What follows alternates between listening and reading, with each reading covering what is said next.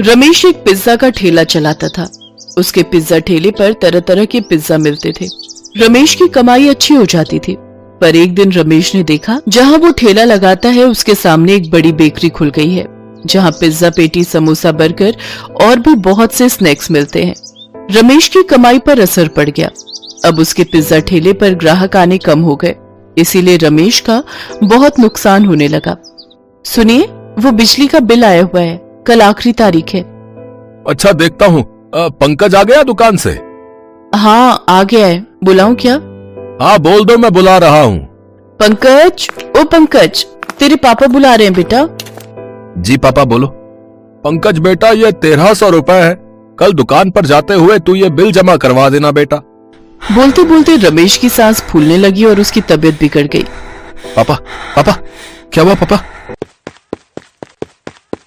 सुनिए, क्या हुआ आपको? पता नहीं आभा, घबराहट सी हो रही है, सांस। रमेश की पत्नी आभा और बेटा पंकज उसे बराबर में बने एक हॉस्पिटल में ले जाते हैं। ज्यादा चिंता के कारण रमेश का ब्लड प्रेशर और हार्ट रेट बढ़ गया था। डॉक्टर रमेश को रेस्ट के लिए बोलते हैं। पंकज की पहले ही शीतल के साथ सगाई हो चुकी थी। पंकज और शीतल की ये लव मैरिज थी। शीतल भी एक शॉप पर पहले काम करती थी, वहीं पंकज और शीतल की मुलाकात हुई थी। रमेश की अचानक तबीयत खराब होने की वजह से सब लोग घबरा जाते हैं। शीतल के पेरेंट्स भी रमेश को मिलने के लिए आते हैं। भाई साहब, चिंता मत कीजिए, मेरी तबीयत बिल्कुल ठीक है। शादी हम अगले महीने ही करेंगे। जो डेट निकली है हम उसी डेट को बच्चों की शादी करेंगे। ठीक है रमेश जी, जैसी आपकी इच्छा, जैसा आप चाहोगे सब कुछ वैसे ही होगा। और फिर अगले महीने कुछ रिश्तेदारों के बीच पंकज और शीतल की शादी हो जाती है। रमेश की तबीयत ठीक नहीं रहती थी, इसलिए पंकज ने कपड़े की दुकान पर नौकरी छोड़कर रमेश के पिज्जा ठेले को संभाल लिया। रमेश जब ठेले पर जाता तो पंकज भी अपने पिता के साथ ही जाता। रमेश थोड़ी देर ही ठेले पर बैठता, बाकी सब कुछ पंकज देखता था। ये लीजिए भैया आपका पिज्जा। अरे शीतल, माँ, आप दोनों यहाँ? शीतल का मन था कि थोड़ी देर बाजार चलते हैं, तो मैंने सोचा कि मैं तुम्हारा पिज्जा स्टॉल भी इसे दिखा दूं। हाँ, मैंने मम्मी जी को बोला कि आज थोड़ा मार्केट घूम लेते हैं, घर पर ये भी तो बोर हो जाती हैं। अच्छा, तुम दोनों बैठो, मैं सामने की दुकान से शिकंजी मंगवाता हूँ। रमन भैया, 2 लेमन सोडा भिजवा दो। पापा, मुझे ब्लैक पिज्जा खाना है, बहुत टेस्टी होता है। आपके स्टॉल पर ब्लैक पिज्जा है क्या? ब्लैक पिज्जा तो नहीं है सर, बाकी सारे टेस्ट के आपको मिल जाएंगे, पर ब्लैक पिज्जा नहीं है। पापा, हम ऑनलाइन ऑर्डर कर देंगे, ऑनलाइन मिल रहा है। ओके बेटा, जैसी तुम्हारी मर्जी। ग्राहक वापस जाता देख शीतल पंकज से बोली, पंकज, आप ब्लैक पिज्जा क्यों नहीं स्टार्ट करते? आजकल बहुत ट्रेंड में है। मैंने एक बार अपनी फ्रेंड के साथ मुंबई में खाया था। इसका स्वाद बिल्कुल इसी पिज्जा की तरह होता है, पर एक अलग रंग है, इसीलिए लोग इसको देखकर ज्यादा क्रेजी हो जाते हैं। बहुत टेस्टी होता है ये पिज्जा। काफी लोग इसके बारे में अच्छा रिस्पॉन्स दे रहे हैं। अच्छा, मैंने तो कभी ऐसा सोचा ही नहीं। अरे कोई बात नहीं, तो अब सोच लेते हैं। हम एक काम करते हैं, हम दोनों मिलकर कुछ नया ट्राई करते हैं। हम यहाँ स्टॉल पर ब्लैक पिज्जा बनाकर बेचेंगे। देखना, आपकी बहुत कमाई होगी। लोग उसके कलर को देखकर कुछ अलग ही महसूस करेंगे। और जहाँ तक सामने बेकरी पर भी नहीं मिलता है, तभी वो लोग यहाँ पूछ रहे थे। शीतल, तुम्हारा आइडिया मुझे भी अच्छा लग रहा है।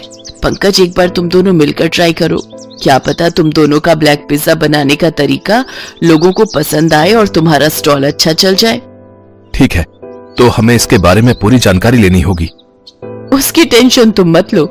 मेरी फ्रेंड मुंबई में रहती है, वहाँ काफी रेस्टोरेंट है जो ब्लैक पिज्जा बना रहे हैं। मैं एक बार उसे फोन करके बात कर लेती हूँ, वो मुझे सारी जानकारी दे देगी। शीतल की फ्रेंड मुंबई में रहती थी, वहाँ पर काफी रेस्टोरेंट थे जहाँ पर ब्लैक पिज्जा मशहूर था। शीतल को उसकी फ्रेंड ब्लैक पिज्जा के बारे में सारी जानकारी दे देती है। उसके बाद शीतल पंकज की हेल्प करती है और उसके साथ स्टॉल पर काम करने लगती है। उनका काला पिज्जा बनकर तैयार हो जाता है, जो हेल्दी भी था और टेस्टी भी। कुछ ही समय में उनका स्टॉल चल पड़ा और खूब कमाई होने लगी। दूर दूर से लोग उनके स्टॉल पर ब्लैक पिज्जा खाने के लिए आते थे। जब ये बात रमेश को पता चली कि बहुत अच्छी कमाई होने लगी है, तो वो बहुत खुश होता है। आभा, सच में शीतल बहू के आ जाने के बाद सब कुछ अच्छा ही हुआ है।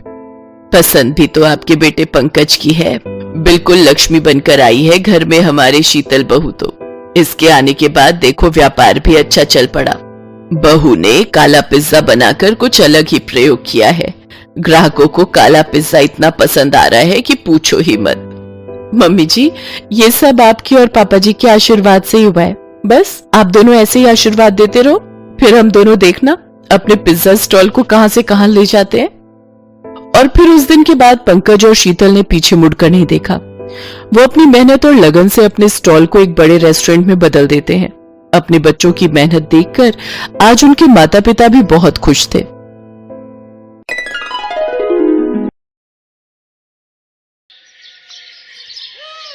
बेलापुर गांव में मलिका नाम की एक बेहद ही खूबसूरत लड़की रहती थी। वो दिखने में जितनी खूबसूरत थी, उसके बाल भी उतने ही खूबसूरत थे। जिसकी नजर भी उस पर पड़ती तो दोबारा उसे देखे बिना नहीं रह पाता। उसके बाल बेहद ही घने, लंबे और रेशम की तरह मुलायम थे। उसके बाल उसके घुटनों जितने लंबे थे। अपनी खूबसूरती के घमंड के कारण मलिका किसी से भी बात नहीं करती थी।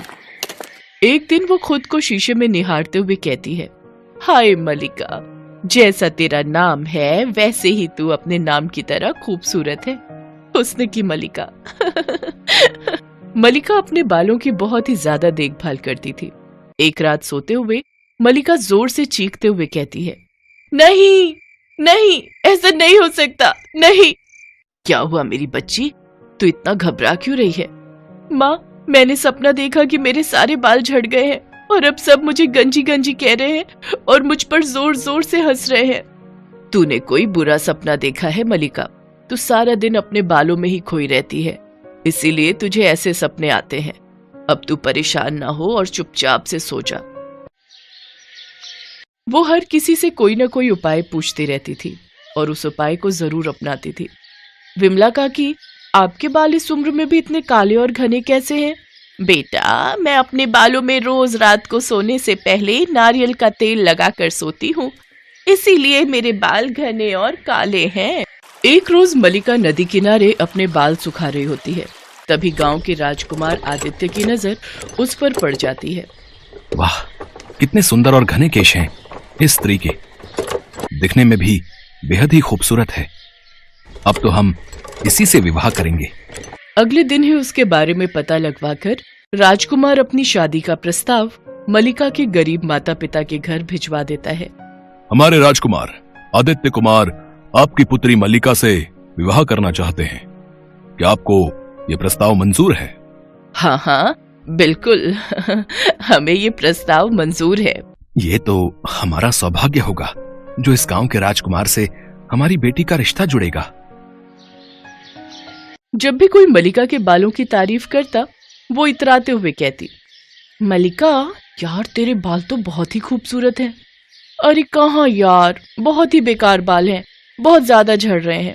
लेकिन मन ही मन अपने बालों की खूबसूरती की तारीफ सुनकर वो बहुत खुश होती। एक बार उस गांव में हिमालय से एक बहुत पहुंची हुई वैद्य आती है, जिसके चर्चे सारे गांव में होते हैं। तभी मलिका को भी उसके बारे में पता चलता है। भाई, सुना है हिमालय से एक वैद्य आई है और वो सबको तरह तरह की दवाइयां दे रही है। वैद्य? फिर तो मुझे भी उससे मिलना चाहिए और अपने बालों को सदा ऐसे ही खूबसूरत रखने के लिए जड़ी बूटी लेनी चाहिए। मलिका उस वैद्य के पास जाती है और उससे कहती है, माताजी, मेरा नाम मलिका है और मैं अपने बालों से बड़ी परेशान हूँ। मेरे बाल ना बिल्कुल भी सुंदर नहीं है और बहुत झड़ते जा रहे हैं। मैं अपने रूखे सूखे झाड़ू जैसे बालों से बड़ी ही परेशान हूँ। मेहरबानी करके मुझे कोई ऐसी दवाई बताएं जिससे ये बच जाए। उस वैद्य ने जब देखा कि इतने खूबसूरत बाल होने के बाद भी वो ऐसा कह रही है, तो उसे समझते देर न लगी कि उसको अपने ऊपर कितना घमंड है। तो वो कहती है, हाँ हाँ ठीक है, तुम जैसा कह रही हो तुम्हारे बाल बिल्कुल वैसे ही हो जाएंगे और फिर कभी भी नहीं बदलेंगे।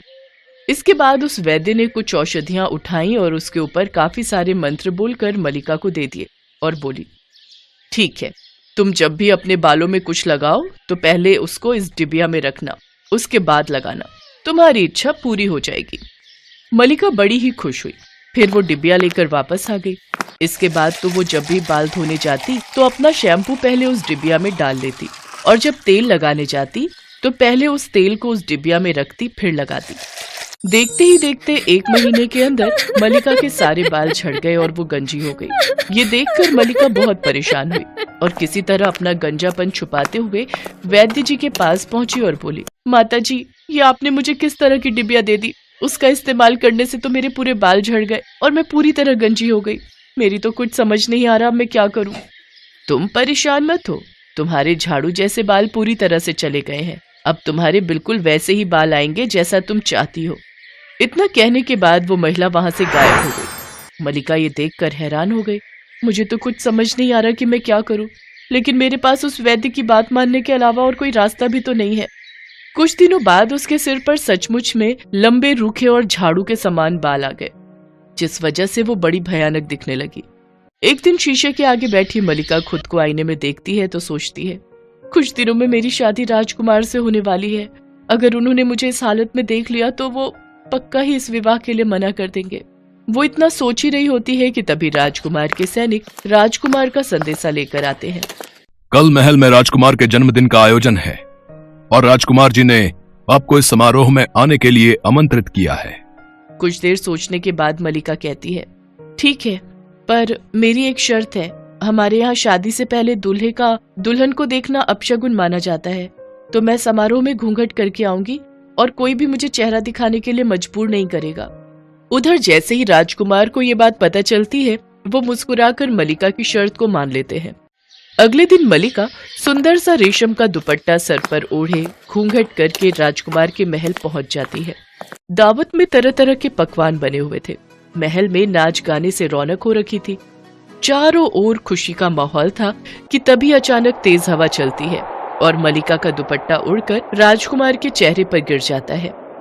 राजकुमार जैसे ही उस दुपट्टे को अपने चेहरे से हटाता है तो उसकी नजर मलिका पर आ पड़ती है। उसको देखते ही राजकुमार चीख उठता है, तुम भयानक औरत कौन हो और मेरी मलिका कहाँ है? तुम तो कोई चुड़ैल या डायन नजर आती हो। तुम तुरंत ही यहाँ से चली जाओ, नहीं तो मैं तुम्हें मृत्युदंड दे दूंगा। मलिका भागकर वहां से चली जाती है। अब उसे समझ आ चुका था कि उसे अपने घमंड की सजा मिल चुकी है। उधर राजकुमार आदित्य ने मलिका को ढूंढने के लिए सैनिक भेज दिए थे। मलिका ने अपनी सहेलियों के साथ मिलकर नकली बालों की एक लंबी चोटी बनाई और उसे सुंदर सुंदर फूलों से सजा दिया और अपने कांटेदार झाड़ू जैसे बालों को पूरी तरह से हटाकर उस नकली चोटी को अपने सिर पर चिपका लिया और राजकुमार से मिलने गई। मलिका को सुंदर बालों के साथ देखते ही वो झट से विवाह कर लेता है। मलिका हमेशा सोचती रहती, अगर राजकुमार जी को मेरी सच्चाई का पता चल गया तब ना जाने क्या होगा। ऐसे ही कई महीने बीत गए। फिर एक दिन मलिका राजकुमार के साथ महल की बालकनी में खड़ी थी कि तभी वहां एक चील आई और उसकी चोटी उठाकर ले गई। राजकुमार उसको देखकर बड़ा हैरान होता है। मलिका का गंजापन देखकर वो गुस्से में चिल्लाते हुए कहता है, अगर तुम्हारा गंजा सिर अगले 10 दिनों तक बिना बालों के रहा तो मैं तुम्हें तलाक दे दूंगा। इतना कहकर राजकुमार वहां से चला जाता है। मुझे कैसे भी करके उस बूढ़ी वैद्य महिला को ढूंढना होगा और उनसे माफी मांगनी होगी। अब तो वही मेरी शादी बचा सकती है। अगले दिन सुबह मलिका उस वैद्य को ढूंढने हिमालय के जंगलों में चली जाती है, लेकिन उसे वो कहीं नहीं मिलती। फिर थक हार कर उसे जंगल में एक मंदिर दिखाई देता है। वो उस मंदिर में जाकर बैठ जाती है और माता की मूर्ति के सामने जोर जोर से रोने लगती है। तभी उसके सामने वन देवी प्रकट होती है। वो वही बूढ़ी वैद्य महिला थी। तभी मलिका उससे कहती है, माता, मुझे अपनी गलती का एहसास हो चुका है। अपने लंबे काले घने रेशमी बालों को लेकर जो मैंने घमंड किया था, उसकी सजा मुझे मिल चुकी है। अब मैं कभी खुद पर घमंड नहीं करूंगी। कृपा करके आप मुझे मेरे बाल वापस कर दीजिए। तुम्हें अपनी गलती का एहसास हो चुका है, यही तुम्हारे लिए काफी है। इसके बाद वन देवी उसे आयुर्वेदिक तेल की शीशी देते हुए कहती हैं, यह लो पुत्री, इस तेल को रात को सोने से पहले अपने सिर पर लगा लेना। सुबह तक तुम्हारे सारे बाल तुम्हें वापस मिल जाएंगे। लेकिन हाँ, याद रहे, आज के बाद अपने बालों और चेहरे की खूबसूरती को लेकर कभी घमंड मत करना। इतना कहकर वन देवी गायब हो जाती है। फिर मलिका वो शीशी लेकर अपने घर आ जाती है और रात को सोने से पहले वन देवी का ध्यान करते हुए वो उस तेल को अपने बालों में लगा लेती है। अगले दिन सुबह जब वो उठती है तो उसके लंबे काले घने और रेशमी बाल वापस आ चुके होते हैं। ये देख वो बहुत खुश होती है। मेरे बाल मेरे बाल मुझे वापस मिल गए। आपका बहुत बहुत शुक्रिया वन देवी माँ। वन देवी, वन देवी की जय हो, जय हो, जय हो।